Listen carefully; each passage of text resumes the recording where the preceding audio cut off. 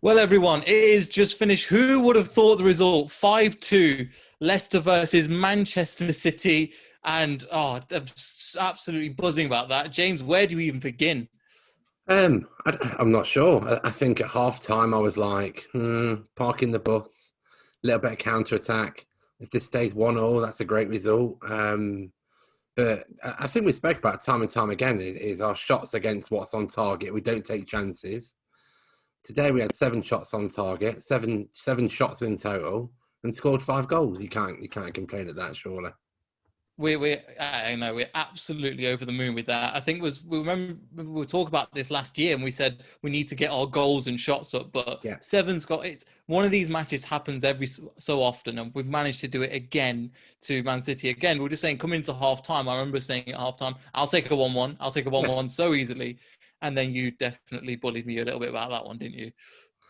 Yeah, so I think overall, yeah, it was a great game. Second half, I think first half, towards the end of the first half, we kind of realised that their defence was terrible. You run at them, they'll make mistakes. And I think at half time, they kind of said that at half time, come on, let's just run at these and see what we can do. We did. Jamie Vardy was all over them. 3 penalties.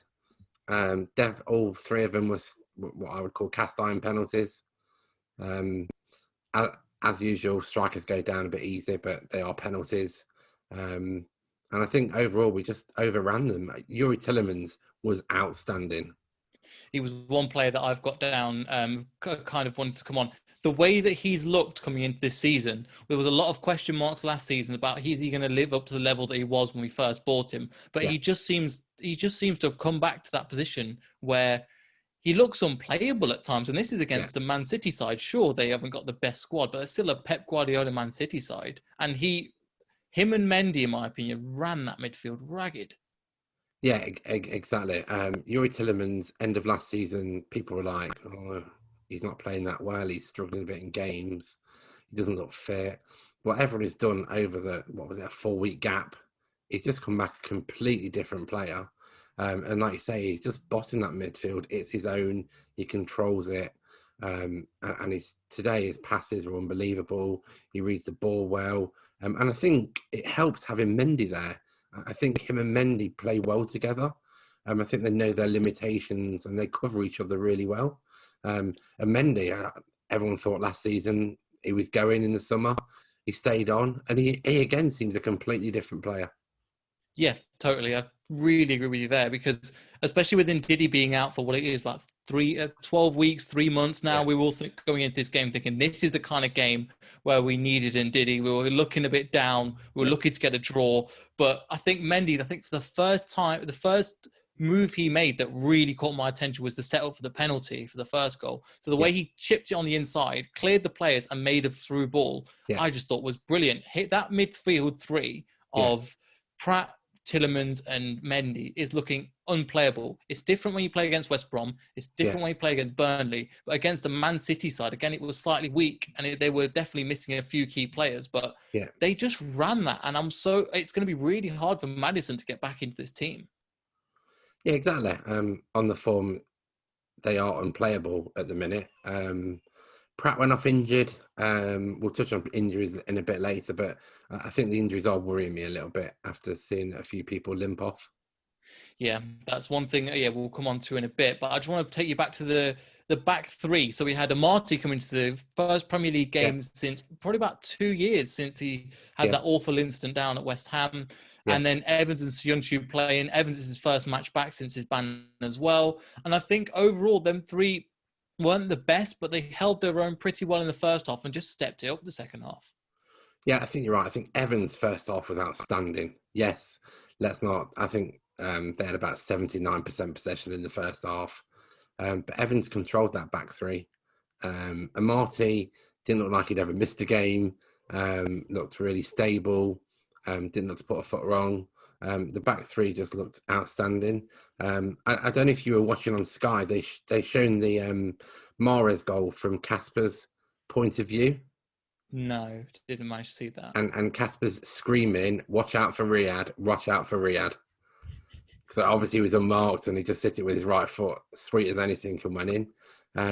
But then again, I think that goal did us good. We seemed to buckle down a bit more after that and start to get them on the counter a bit more.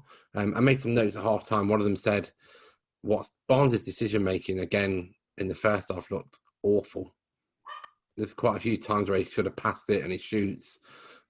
Sometimes he should shoot and passes. I just think his decision making just needs to be a bit better. And then in the second half, he just seemed to be that a little bit better." And sometimes that's what you need from a player. And bearing in mind, he's 22 and he's creating really good chances. I think they mentioned it also on Match of the Day against Burnley last time, and it was a really good analysis they did. But when it comes to Harvey Barnes, we just got to give him time. And he was playing us a little bit out of position, but in the first half, we can kind of see what he was trying to do. I think Garcia did have a good time marking him out of the game a little bit as well. But overall, I'm just brilliant with the way that it's kind of come over. I know that you were saying with Mahrez, just watch for Mahrez, but I totally get it because you're going to leave that guy that much room. We know what he can do. However, that goal was just something special. The way he placed it in that precision on his weaker foot, you couldn't have really expected to hit it that sweet, could you? No, and you know, when you play football, if you use your weaker foot, it generally it's the corner flag or goes massively wide. And to hit it with that precision and that power and to hit the post like that was just unbelievable. But everyone knows what Riyad's like. You know what to expect with him. But I think one thing that did kind of get my eye was Castagna. So the first two games, we've seen how great he is going forward. Yes, he's great at going forward. Yes, his passes are great. Vardy's flick goal was absolutely outstanding, and he crossed that. But I was really impressed with his defensive work today. For the first time, we've seen him tracking back, blocking shots, and he was more of that defensive unit today than he has been the last two games. And I think that shows to me that he's an all-round wing-back. I think the problem you've got now for Rodgers is when Ricardo's back, what do you do? It's a hard decision, but as I was listening to Radio Leicester, they were saying it's a really good decision to have. I think Justin, again, had not too bad a game. I think changing formations to a back three has really helped Castagna push on that position and let him go forward and back as much, knowing he's got that defensive solidity instead of like a back four, for example. But I think, Castagna ran his absolute socks off today. And he's got an engine in him. I don't want to compare him to Kante, but it had sparks of... He was getting right up the pitch, crossing the balls in, which is right near the opposition's touchline. And then coming back the other way, he was there as well. And it just reminds me of the engine that guy has. Again, we're not trying to compare him to Kante. They play two different positions, but he was up and down that wing. Even Kyle Walker at times couldn't keep up with him when I was playing on the opposite side. But he's probably one player that's definitely got the pace, but is known to go from wing to wing, not wing to wing, to up and down the pitch. And Castagna looks like one of the bargains of the season so far. Yeah, and I think he's playing that wingback position, which as we know, plays for Belgium week in, week out. That position he's really good at. And I think it's quite interesting when Ricardo comes back, what do you do? And it is a great decision to have because Castagna can play left back or right back. Ricardo started off his career as left back, so he can play left back or right back. And then you've got James Justin, you've got Thomas, and they're the kind of decisions as a manager, surely, that you want. Yeah, especially in a team that's as small as ours, to have I don't think I've ever known that number of players playing for any team that are both left-footed and right-footed that can play on either side. But again, it's a great decision to have when it comes to Europa League. We'll get onto that. We'll probably later on in another podcast or so. That will be another discussion for another day where we'll have those options to kind of slide in and out. But one thing that I wanted to mention kind of was Vardy once again. He looks to be a little bit injured, but before that, the fact he's on 3 goals is put in prime position to go for the Golden Boot once again. Calvert-Lewin looks like he's off the mark and he's doing really well for himself as well. Yeah. So is this the kind of run that he needs to potentially go for the Golden Boot, or is it slightly too early to tell? I think personally it's a bit early to tell. All it takes, as we've seen, is someone score 4 goals in a game, and it propels them to the front. I mean, Son scored 4, hasn't he? Vardy's back at the top again.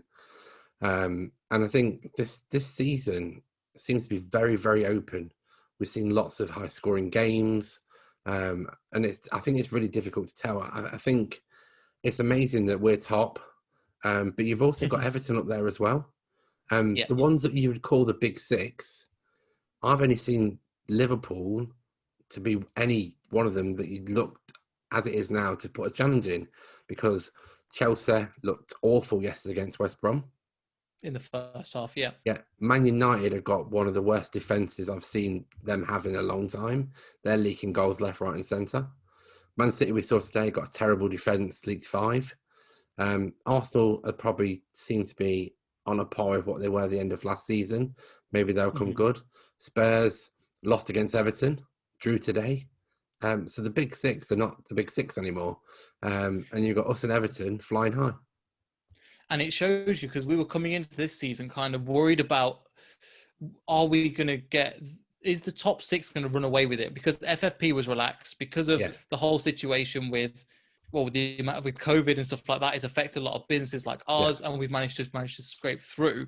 But a lot of teams have done good business, and it looks like we're on the verge of doing good business as well. But yeah, just back to the game. It just shows you how much confidence plays a massive thing, because I went away for a phone call for about 10 minutes and we're 3-1 up, and I just couldn't believe it. And then next thing you know, we're seeing all these good things, and Maddison's goal, that just reeks of a world-class player. If Kane did that, if De Bruyne did that, people would be banging on this about match of the day once again. And I think they'll touch on it, but that deserves some special praise as well, doesn't it? Yeah, it was. It was goal of the game. Probably just above Vardy's flick and Mahrez's goal. It was unbelievable. It's one of them goals that you know what he's going to do, because he's looking at that top corner, and there's only one way to hit it, to go in that corner, and that's how he hit it, and it just flew into that top corner. The keeper had no chance to get anywhere near that. Yeah, and Edison surprisingly didn't have, there was no chance of doing it. But when that went in, it was absolutely fantastic. And it was one thing as well that, again, you were saying, you know what he's going to do. He's going to cut in and he's going to go for it. And we've seen it so many times, especially even in the Arsenal game when he played against Tuesday. Them shots would line up perfectly and it'd hit them into the stand, or it'd hit them over the bar. And to go from that game in the same week to play in this and to do that, it just shows you how much, I think, team confidence makes a massive difference. Yeah, I think you're right. I think his confidence is high. Even against Arsenal, he looked quite good on the ball. Yes, he wasn't giving it 100% because obviously he just come back from injury. Don't want to get himself injured again. But again, today he came on, did a job, played really, really well. And he slotted straight into that midfield role quite well, as though he'd never been injured or out of the game, which I thought was quite good. Yeah, there's been quite a few players, I was saying before. Amati, Maddison a little bit. It'll be interesting what Under can do. Obviously, this formation, this 3-5-2, is a more defensive formation. In the first half, we're setting up quite deep and frustrating a lot of the time. And I've seen a lot of people on Twitter complaining about it, but at the end of the day, we didn't get Sterling. We kept him quiet. Foden was a massive threat, as we saw against the first game. I think it was Wolves. He looked like a massive threat. We kept him quiet. Yes, Mahrez had space, but they just have a team full of world-class players. You can't keep all of them quiet for the team that we have. But we frustrated them, and I think it just helps having an overall performance. Going forward, do you think we'll play 3 at the back more? Do you think it was a formation that we did just for Man City? I think 3 at the back is the key way to get Castagna playing in the role that he's in. I think if you go 4 at the back, he's going to be too deep. And you've seen him going forward. He's got killer passes, killer crosses. And I think we need to play that 3 at the back with the 2 wing backs pushing. And I think it works better for our midfield as well. I think they get a bit more protection than if you play a back 4 and Ndidi in front. There's not that much protection. Ndidi stops everything, but when Ndidi's not there, it's difficult for the person that slots in, which I think we saw last time Ndidi got injured. That it was whoever came in struggled a little bit. But I think with 3 at the back, midfielder in front of him and 2 wing backs works really well for us. And it's kind of one of them, if you play like that, counter-attack is the key to everything. And we've got the pace to do that. You've got Tielemans, you've got Barnes, Under will be coming on soon. He's lightning paced. Vardy's lightning paced. You get them speed, and counter-attacks how you destroy teams. So dare we say it, last time we counter-attacked, we did win the league. Yeah, well, I'm not ready to say that just yet, James. Let's wait till 2021 and then we'll see what happens. But no, I definitely agree that some of the formation we were playing, and it just seems to get the best out of certain players. What's Yeah, nice about it is that last year we ended in the 3-5-2, and remember we were playing against Tottenham, for example, and the back three of Morgan, Evans, and what's his name, Bennett, was yeah, just not good enough. Them three are just too slow. But now you've got Sionchu back, Evans playing as the main centre back, and then you've got on that left hand side Amarte. Amarte's not the slowest person in the world, but yeah, I think he brings a new life to that position, and it's a position he plays for Ghana as well. We've yeah, not really experimented with him in that position, ironically. We've yeah, presented, I think, centre mid alongside Andy King, right back in replacement for yeah. Simpson as well. We've never really had him as a centre back, and it just looks like that's his best position. Yeah, he's played centre back most of his career. Let's be honest. That is his main position. And today he was outstanding. He knew where everyone was. Evans was controlling the back three. And when you've got someone like Evans in there telling you what to do, it's quite easy. You can see him telling Sudinchu, and he tells every single person that's played there, he kind of controls it. So with Evans in the team, he's that old head that kind of controls the team. I think if you go three young at the back, I think that would be troublesome. But when you've got him in there controlling the thing, and I think if there's talk of getting a Tawarski, if you get him, then he's another addition to that back three. And us going for him kind of proves that I think Rodgers wants to go for a back three this season. Yeah, potentially. The only issue at the moment is that if one of them does get injured, for example, we saw Johnny Evans go off a little bit later, we had to push somebody, I can't remember, Martial Sionchu into the middle and then bring Fuchs into that left of the three. Yeah, And it does show that we are a bit light in that position. So my only concern so far is we might be going to a back two for the fact that we've got those wing backs. Yes, they can press forward a lot as well, but I think out and out wingers, depending on the formation, depending on who we're playing, we will change our formation slightly. yeah, So we saw the three at the back shown against Arsenal. Didn't quite work. Again, it was a brand new team, 11 changes, but I think there is definite room for improvement in this team, and it's scary to think that we were coming into this season completely void of confidence almost, that if we got off to a bad start we were just going to fall down and down because of the run we had last season, and it's been anything but so far, hasn't it? yeah. And I think that's a good thing, if I'm honest. I think doom and gloom around the city was like, oh, we're going to get hammered every single week. We haven't got the squad. I think 3 games in, we're top 9 points. You couldn't really ask for a better start. I think that's the first time in 98 years that we've won the first 3 games in any league at any start of any campaign. So that's a huge kind of record to break for us. I think Yeah. going forward, I think squad depth is going to harm us, if I'm perfectly honest. Yeah. Pratt went off today. That didn't look like a good injury. He was holding his knee. Evans hobbled off. If Evans goes off injured, it's not a good sign. But he might be a bit stiff because it's his first game back. Vardy was heavily holding his right groin. Yes, I've got that down. Yeah. Which is a bit of a concern. If we lose him, I think I'm not sure what we'd do, if I'm honest, if we lost him, because it's not just his goal scoring ability. There was various times where Barnes had the ball and Vardy's taking 2 defenders with him away from the goal Yeah. to open up Yeah. space. So it's not just his goal scoring, it's his ability to take defenders with him. And it's the name as well. The name of Jamie Vardy, we saw it against Burnley as well. His movement off the ball was fantastic, and it just dragged 2 defenders, so it left room for Castagna, for Barnes, for Jose Perez at times as well to kind of come into them positions, because he's at the end of the day, he's a golden boot winner. He's a player that's very Yeah, valuable, and they've known about for 4 years now. You know about Jamie Vardy if you come into the Premier League, and even if you don't, he's probably one of the top strikers in the league at the moment. And it is a bit disappointing. I'm surprised, though, that he didn't come off earlier, because my issue was I saw him at 72 minutes holding his groin, or 60, 65 minutes, around that time.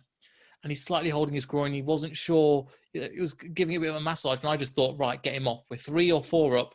Get him off. Get Nacho on. Give him time to rest. And we'll be okay. We'll have to see about the injury situation, because you just look at the team like Man City, and they just look, I think they had 13 first team players, Yeah. and that's taken a toll on them. And do you think that's good? That's one issue that potentially coming out of this match that we're going to have to suffer, because the matches are going to come thick and fast from now on.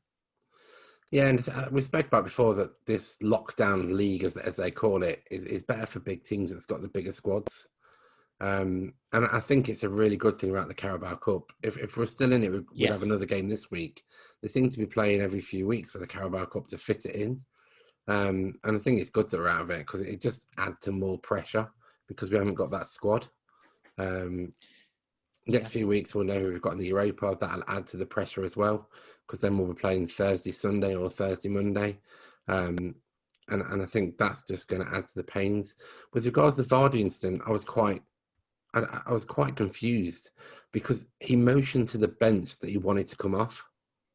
Oh, did he? I didn't see that. Yeah, he was making that circle motion with his fingers, saying that he wanted to come off. But he stayed on and kept on running. And the thing that sticks in the back of my mind is that's what Ndidi did. They played him injured. Yeah. And you don't want to go down the same lines. Imagine if Jamie Vardy was out for 3 months. Yeah. We're looking at a very, very different Leicester team and a very different response in comparison as well. We'll have to change our formation again, and it won't look too good. But we don't want to be too doom and gloom, but we'll have to see what the injury list is, because that injury list at the moment, just after this match, is looking even bigger than expected as well. Obviously, Yes. Ndidi's out. Pratt, we'll have to see what happens there. Evans, you were saying, he's just gone off with a little thigh injury, but that could kind of niggle as well. Jamie Vardy's got that groin injury, which is, as we saw with Ndidi, it could be something big, and we'd rather not do that.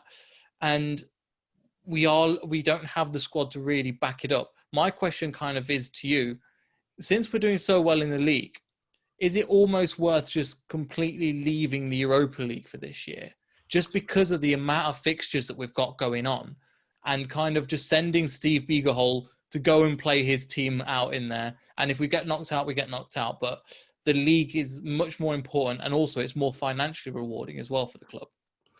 I think if we're honest, you need to pick one. You need to pick one competition. With a great start in the league. I mean, even you've seen teams that play well until Christmas and still end up fourth or fifth. That's us, but sixth. Yeah, or fifth. We're fifth. We were fifth last year. Yeah, but you see various teams do it, and the Europa is going to be a bit of a onslaught. And you can. It's a lottery basically for us because of our coefficient in UEFA. We could get big teams, we could get small teams, we could get a mixture of the two.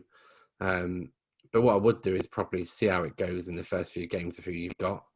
I think with regards to the squad, if by the time we play our first game, which is October the 20th, I think, is the first Europa match. If we're still top and still winning then that's probably a conversation around, do we play our Carabao Cup team? Yeah, pretty much. That's what I'm thinking. We're going to have, and that's what I thought Brendan Rodgers was kind of trying. If we're going to back to the Arsenal match, he was trying a second squad complete and seeing how well they do.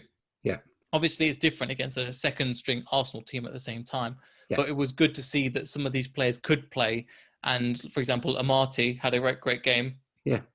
Ended up coming into this game as well. Yeah. But I think you're right. I think in this time with Europa as well, for the amount of traveling we're doing, and also there's part of me selfishly is going, the fans aren't there, so it's not going to be the same experience. You know, the fact that we took 5,000 to Belgium, even though there's 1,500 tickets against Bruges. Yeah. And the atmosphere helps the team massively. Yeah. And that's one kind of thing that's kind of digging on me, that if we keep going, we could get another decent position again. You look at, as you were saying, the other teams are not looking as strong. We might as well have a go at the league, because I don't know if we're going to get another opportunity like this again. No, exactly. That's what I think. Just see where you go. I think with regards to Europa, you'll get some lower teams that no one's ever heard of. You could play your second string team against them. Your stronger teams, you might want to put a few more first team players in there, and you can get quite far in the competition. I mean, we've seen various years that English clubs get far and they've never come across anyone that anyone's ever heard of. I mean, what did Wolves get to the semi-finals? Yes, semi-finals. I think it's Sevilla, was it? Yeah, and they went on to win it. Yeah. So I think. Yes, yeah, so go on. No, I was going to say, I think you can balance your squad. You just need to keep trying injury free, which I don't think we're that good at these days. Which is quite funny because No. when we won the league, I can't remember one injury. Yeah, it was one injury to the main players that won. It was the same 11 game in, game out, Yeah, pretty much.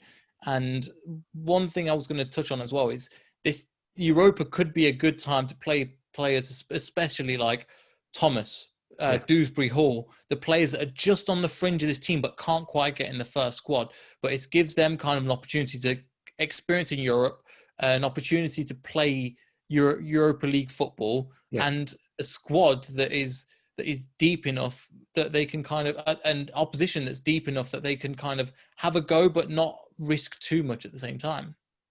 Yeah, and I can see in the Europa that Iheanacho will start most games. I can't see Vardy starting most games. I think Vardy, in his age, he needs to probably pick the games that he wants to play in the Premier League. Is his bread and butter. He knows he can score. Europe's a bit of a different kettle of fish the way European teams set up.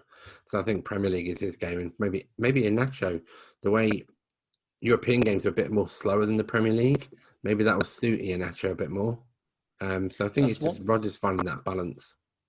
Yeah, you've definitely got to find that balance. That's one thing I was saying before the season starts.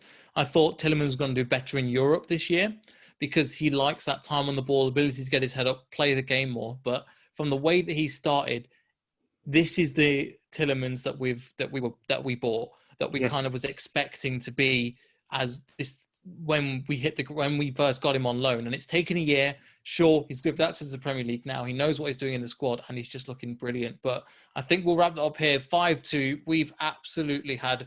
We're going to definitely celebrate this one tonight, aren't we, James? yeah, definitely. Great win. And we've got to mention that Pep's first game where he's conceded 5 in 686 games. That's got to be something to celebrate. Yep. So that'll be definitely one for the record book. Leicester once again. So yeah, make sure you like and subscribe, everybody. Thank you all for tuning in, and we'll see you all in the next video. So goodbye.